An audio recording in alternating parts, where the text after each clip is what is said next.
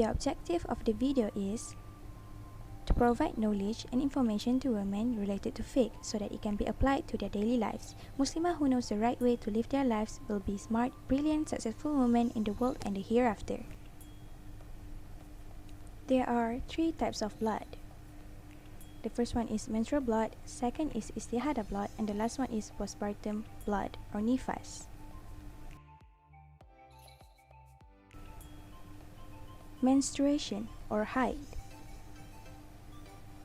What is menstrual blood? Menstruation in terms of Islamic law is the natural blood that comes out of the cervix of a woman when her body is healthy for a certain period. Menstruation is the blood that comes out of a woman's womb at certain times, which is not due to an illness or due to the process of childbirth, where the discharge of blood is a sunnatullah that has been prescribed by Allah to a woman. The nature of this blood is a deep blackish red, comes out over a period of time, is hot and has a distinctive or unpleasant odor.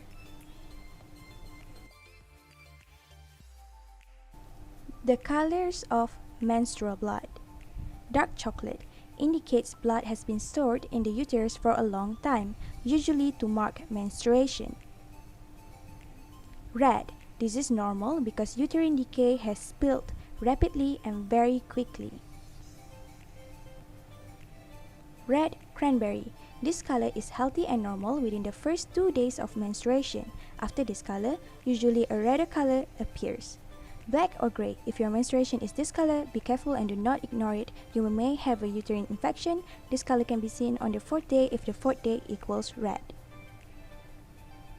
Orange. If your menstrual blood is orange, it means an infection. Do not ignore it and get a consultation with a doctor immediately. The period of menstruation. According to Imam Shafi'i, Atta and Abu Sur, the shortest menstrual period is 1 day, which is 24 hours continuously. The normal period of a woman's menstrual period is 6 or 7 days. The longest period for menstruation is 15 days. So based on this view, if the blood that comes less than a day or more than 15 days, then it is not the blood of menstruation, but the blood of disease or istihadah. For Imam Abu Hanifah and As-Sawri, the shortest menstrual period is 3 days and the longest period is 10 days. Forbidden acts. Number 1. Women cannot engage in sexual intercourse during menstruation. Truly, Allah loves those who turn unto Him and loves those who have a care for cleanliness. And they ask you about menstruation, say, it is haram, so keep away from wives during menstruation, and do not approach them until they are pure, and when they have purified themselves, then come to them from where Allah has ordained for you. Indeed, Allah loves those who are constantly repentant and loves those who purify themselves. Al-Baqarah 222. Number 2. Performing prayers. Number 3. Performing tawaf.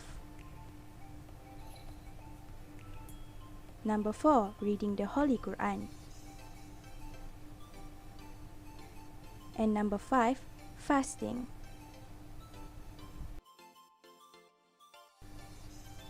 Postnatal blood or nifas. What is postpartum blood or puerperal or nifas? Postpartum blood is the blood that comes out of a woman's vagina due to childbirth. The view of the Shafi'i mazhab, the puerperal blood is the blood that comes out after childbirth. Therefore, the blood that comes out with the baby or earlier does not refer to puerperal blood. Imam Ahmad school, blood that comes out 2 days or 3 days before giving birth is accompanied by pain. The blood that comes out along with the baby comes out is considered puerperal blood, just like the blood that comes out afterwards. According to the school of Imam Malik, puerperal blood is the blood that comes out during childbirth and after. As for the blood that comes out before giving birth, then it is not puerperal blood, but it is menstrual blood. The period of puerperal blood. According to the Shafi'i school, the shortest period of childbirth after a woman gives birth is a moment or second, which is lahzah. The companions, the school of Imam Ahmad, Abu Hanifah, As-Sawri views, the longest period of childbirth is 40 days. This view is based on a hadith from Salamah radiallahu anhu who narrated, women who gave birth in the time the Prophet ﷺ waited after giving birth for 40 days. Hadith riwayah Imam At-Tirmizi. Based on this Jumhur view, a woman gives birth if she finds blood still coming out of her genitals even after 40 days, then the blood that comes out after 40 days is no longer puerperal blood, but blood disease, which is istihadah. Therefore, after 40 days, it is obligatory to take a bath and perform prayers even though the blood is still coming out. This situation is the same as a woman who is istihadah. Imam Shafi'i views the maximum period of childbirth is 60 days. So, if a woman gives birth after 40 days, the blood is still considered puerperal blood until 60 days. During the 60-day period, if the blood is still coming out, they should not perform prayers, fasting, and so on from the acts of worship that require purity. If after 60 days, the blood still comes out, then only then it is considered blood disease and subject to the laws of istihadah and sulasul bawl as before. What about women who give birth to twin babies?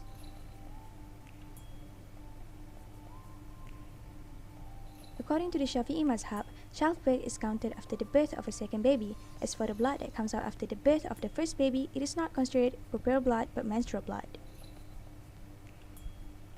What about women who have a miscarriage? Mazhab Shafi'i view is not required to count puerperal blood that the baby born is alive or perfect. As long as the midwife confirms that what comes out is a human fetus, then the law of childbirth is confirmed for the blood that comes out after the fetus comes out, even if the fetus has not yet shown the human form, which is only a piece of meat. The school of Imam Malik, a woman is considered to be nifas if the dead fetus is 4 months old. If the miscarriage is a stage of alaka or mudrah, then it does not count nifas for the blood that comes out after it. Abnormal uterine bleeding or istihadah. What is istihadah?